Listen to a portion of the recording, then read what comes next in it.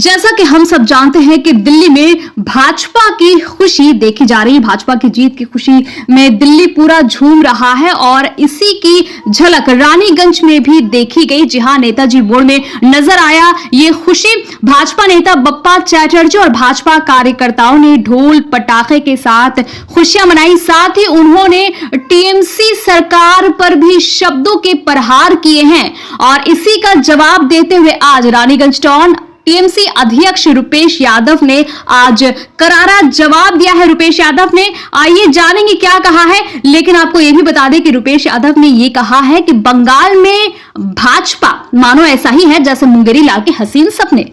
दिल्ली विधानसभा चुनाव में भाजपा की जीत के बाद कल रानीगंज में भाजपा की तरफ से जश्न मनाया गया था। भाजपा जिलाध्यक्ष बप्पा चैटर्जी के नेतृत्व में भाजपा नेताओं और कार्यकर्ताओं ने रानीगंज में दिल्ली विधानसभा चुनाव में भाजपा की जीत का जश्न मनाया था। बप्पा चैटर्जी ने दावा किया था कि आने वाले बंगाल विधानसभा चुनाव में भी भाजपा बंगाल में सत्ता में आएगी।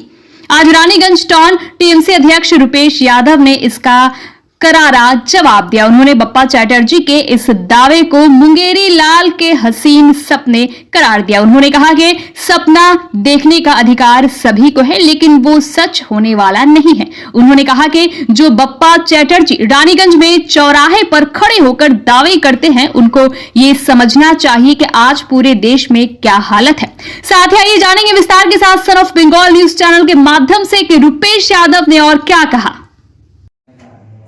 क्या करना? आपने सवाल किया भाजपा के बढ़ते कदम, और मैं कहता हूं भाजपा का बढ़ते कदम ने भाजपा का कदम और दायरा सिमटता जा रहा है। बंगाल में दिल्ली की जीत हुई है, दिल्ली में भारतीय जनता पार्टी की सरकार बनी है और उसकी खुशी रानीगंज शहर के चौक चौराहे पे मनाया जा रहा है। ये सिमटता हुआ भाजपा का कदम है, क्योंकि इससे पहले लोकसभा में भाजपा को बंगाल से कितनी सीट आती थी और इस बार लोकसभा में बंगाल से कितनी सीट गई, ये प्रमाण करता है कि बंगाल में भाजपा सिमटता जा रहा है। रही दूसरी बात कि जीत, तो आज भी इस चुनाव का नतीजा भी ये बताता है कि दिल्ली की 55% जनता भारतीय जनता पार्टी के खिलाफ है, अर्थात बहुमत जनता भारतीय जनता पार्टी के खिलाफ है।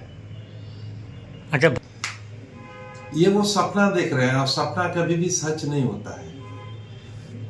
रही सवाल रोजगार, बप्पा चैटर्जी आप नाम लिए, बप्पा चैटर्जी रानीगंज के चौराहे पे बोल रहे हैं कि रोजगार की कमी है, और बप्पा चैटर्जी का सरकार जो दिल्ली में सरकार चल रही है, उस सरकार की सर्वे और उस सरकार की रिपोर्ट बताती है कि सबसे ज्यादा अगर रोजगार कहीं भारतवर्ष में सृजन हुआ है तो वह है पश्चिम बंगाल, और पश्चिम बंगाल में सबसे ज्यादा रोजगार का सृजन हुआ है, जबकि दिल्ली की तुलना में।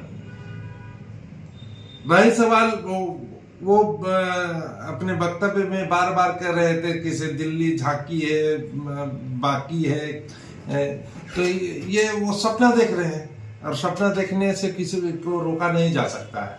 और ये सपना उन्होंने 2021 में भी देखा था, ये सपना उन्होंने 2024 में भी देखा था बंगाल के परिप्रेक्ष्य में, लेकिन हर समय उनका सपना टूटता गया है।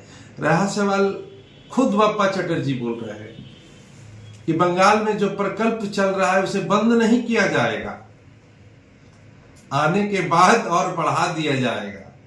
जो लोग कहा करते थे कि इसे लक्ष्मी भंडार भीख है, आज वही लोग कहते हैं कि लक्ष्मी भंडार का पैसा बढ़ा दिया जाएगा। तो समझ सकते हैं कि बंगाल में जो सरकार चल रही है, माटी मानुष की सरकार, दीदी ममता बनर्जी पश्चिम बंगाल की मुख्यमंत्री का शासन और सुशासन जो चल रहा है बेहतर चल रहा है। इसीलिए तो वो खुद कह रहे हैं कि बंगाल के प्रकल्पों को बंद नहीं किया जाएगा, उसे और बढ़ाया जाएगा। तो स्वीकृति तो अच्छी सरकार की खुद वे चौराहे पर दे रहे हैं खड़े होकर के।